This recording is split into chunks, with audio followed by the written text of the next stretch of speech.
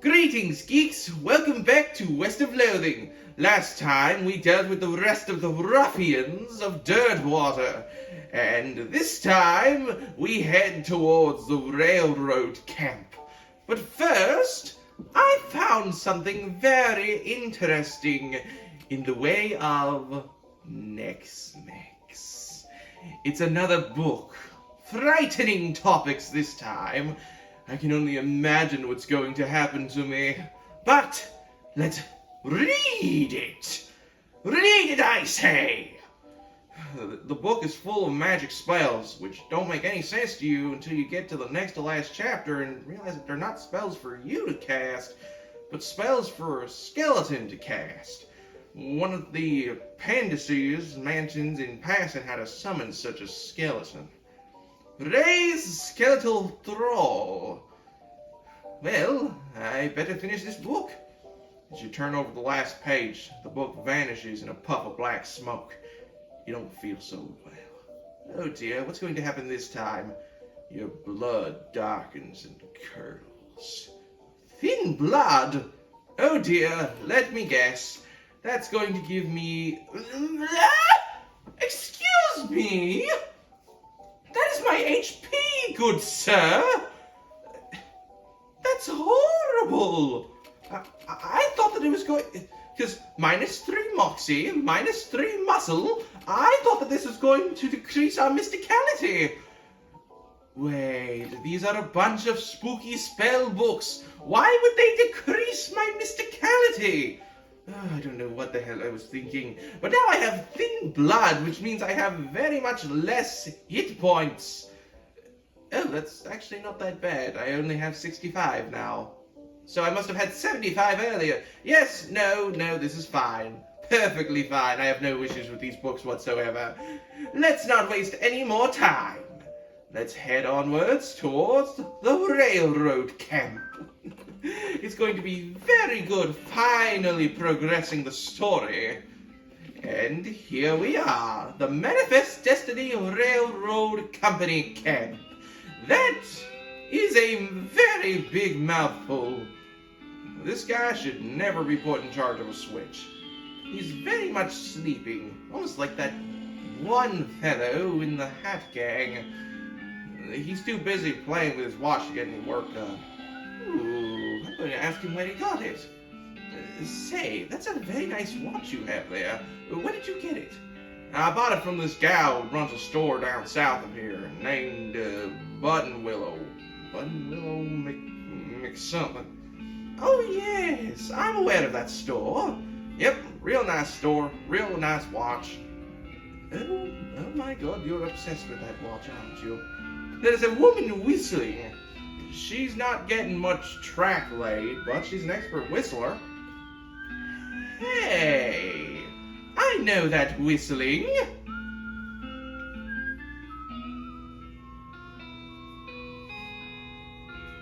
Wow, okay. This is the whistling that you hear while creating your character. That's very, very interesting. Now, for one thing, you approach the belligerent-looking man with tiny glasses. Howdy there. Who's in charge of this outfit? If I'm being charitable, I'd say that fellow over there in the white hat is the foreman. Points to the man next to the pile of huge rocks. And if you're not, he smiles, then I'd say that paper-backed idiot over there in the absurd white hat is the fellow you're looking for. Alrighty then, thank you very much, good sir. I shall talk to the man in the white hat. He had very nice things to say about you, gentlemen. Hello there, are you in charge? I was wondering if there's anything I can do to help you out. You want to know something? I love trains. Oh, this sounds like the beginning of an Asdif movie sketch. Ever since I was a little boy, huge, magnificent, roaring iron beasts, they were magical to me, like dragons. When the opportunity arose to take on management of this rail line, I jumped on it like a shot. You know what I learned? What's that? Organizing and building and running one of these operations is the most amazing pain in the ass you'll ever imagine. You want to help? Congratulations, you're the new foreman. I'm going home to play with my models. Oh dear. Oh dear, does that mean I'm the... Oh goodness gracious. It's not royal material, but... I call myself the king of this railroad. You there, servant. I suppose I'm the boss now. The man looks you up and down. Well now, I suppose you can't be any worse than that last clown. Extends his hand. Name's Smee. I'm your assistant. What is the situation, Smee? Well, I'm sure you didn't miss this giant pile of rocks blocking our path. Surveyors say there isn't any other suitable mountain pass, so we can't reroute around it even if we had the months it'd take. You have any ideas? Well, by my calculations, we could dynamite it clear without too much trouble. The problem is, it would take a lot of dynamite. A year's worth, I figure. We used to keep that much on hand for emergencies such as this one, but a pack of goblins stole it, sneaky little varmints. Well, I suppose I could get it back for you. Glad to hear it. The goblins are holed up over in the Goofstone Gulch. It's a real rough place. I want to spend some time getting the lay of the land and honing your fighting skills before you head that way, especially if you're planning on going in guns blazing. You don't need that specific dynamite, though. Any you can lay your hands on will be fine, so long as there's enough of it. That is correct, Mundo. We have a choice to make. We can either go to Gustavson Gulch, I have no idea, or we can head to Dynamite Dan's. Which option do you think I'm going to take? I've been doing this for a while. Before you can react to the sudden howling, a ghost train surges over the hill and roars past, just missing you. 3 skeleton train robbers arrive just behind it and barely avoid colliding with you by pulling hard on the reins. The train vanishes in the distance, and the robbers seem really annoyed by your interference. More specters? You have to be ruffling my metaphorical feathers! No more ghosts! I shall take these hoodlums down very quickly. Die, you stupid skeletons! You defeated the skeletal train robbers. The ghost train robbers. The skeletal ghost train robbers. Yes, we understand. They were skeleton robbers trying to rob a ghost train. I don't care! We're going on to Dynamite Dan's, who happens to sell a year's supply of dynamite. Of course, we cannot afford such a thing. Or can we?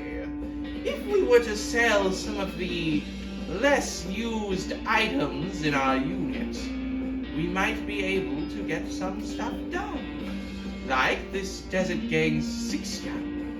I'll be right back. And there we go! It took a lot of selling of my items, but we can afford a year's worth supply of dynamite! And now that we have it, we don't have to go to the gulch! I probably will go off camera just to see what's going on over there. Or maybe I could get Lisa to do a separate playthrough where she does everything. It sounds so evil. Let's not worry about that right now. We have a railroad camp to get on board. Oh, there's something for the crew. I got more London. There's a very good reason why I'm excited about the London. There's a man standing near the piano of Dirtwater's Jewel Saloon. And he can tell you stories if you give him those bottles. It's very, very interesting. Now then, let's make sure that these train passengers can stop complaining. Oh, Smee! Any luck finding a year's supply of dynamite? The passengers are getting restless. Yes, indeedy. Here you go, my good man. Good. Perfect. This will do just fine. Now hang on a bit while I get the fellas to set up the charges, and I'll let you do the honors. Smee consults with the other workers and they inspect the rocks for a time. Eventually, one of them shrugs, pushes the whole crate of dynamite up to the rocks, and wires up a detonator. All right, let her rip. Don't you have a longer detonator cable? Nope. Don't worry, you'll be fine. Just give me a 3 count before you hit the plunger so I have time to hide under the train. I very much think you're strange, Smee, but with you being my right-hand man of this train business, I shall hit this lever! Do it! Kablowy! Oh dear, giant rock monster! Well, let's see if we can do something about that. This is a very large and very angry-looking guy standing here. Apparently, it's a little peeved at having a year's supply of dynamite blown up next to its butt while it was sleeping. How are you going to handle this? Now, we can fight this thing, we can magic it away, or we can do some outfoxing. And honestly, I'm here for a fight. Let's tussle, Stoney! Oh my goodness, 100! Oh dear, I'm very much not happy about this anymore. We can deal some spooky damage to you. Oh boy, oh, never mind, this is going to go fantastically! It's already nearly dead, and it can barely do any damage to us! Oh, this thing is so gone! Victory! You showed that rock who's the boss of Roxas. What? Whatever, it's dead. Smee! Well now, that is a fine day's work as I've ever seen it. Much obliged, friend. We'll be getting the rest of this track laid down and head out now. Here, I'll mark a route for you on your map in case our paths cross again. Thanks, but can I not just ride the train? You got a ticket? Just kidding. Of course you don't. Every seat in this train's sold out. Sorry, boss. Dang it. And now we have a pile of rocks. Well, we could end the episode here, or we could go over to the new location, as the entire next part of the map has been opened up to us. But there's nothing here. So let's head on to the railroad camp and see what we might be able to see. Please don't let it be hard. Here we are again at a canyon. Wait a minute, a canyon? Must have sleepwalked here. How did you do that? That guy stopped messing with his watch and started eating jelly beans. Excuse me, what do you have there? Jelly beans? Yep. Can I have one? Nope. Where'd you get them then? A little way south of here, from a fellow named Roy Bean. Roy Bean's House of Justice and Jelly Beans. Interesting. That's something I'll have to check out later. What the hell? That's a giant cactus. And you're still whistling. Smee, what's going on here? Howdy, boss. Hello, Smee. Let me guess, we're stuck again? Yep, got ourselves one hell of a canyon to cross, and no materials for bridge building. Got any ideas? Well, there's an old mine town up north called Brentwood. They opened up a lumber camp after the mines dried up. If you can fix a deal with them for the lumber we need, I can handle the engineering side of things. Alright, show me the way. Of course, if you need anything you can find to build a bridge out of is fine by me, but that seems like the simplest option. What are you saying, Smee? Are we able to build something out of anything? I have no idea what that means, Smee. You have to work with me here. Ooh, a viewfinder. It's one of those pay telescopes for tourists. This one was designed by a promising young artist named Edward Munch. Okay, let us use it. You pay your meat and look through the telescope at the big canyon. Sure is big. It'll take quite a bridge to get across that thing, that's for sure. You kidding me? That's literally all we can do with that stupid viewfinder. I know it's not called a viewfinder. I don't care.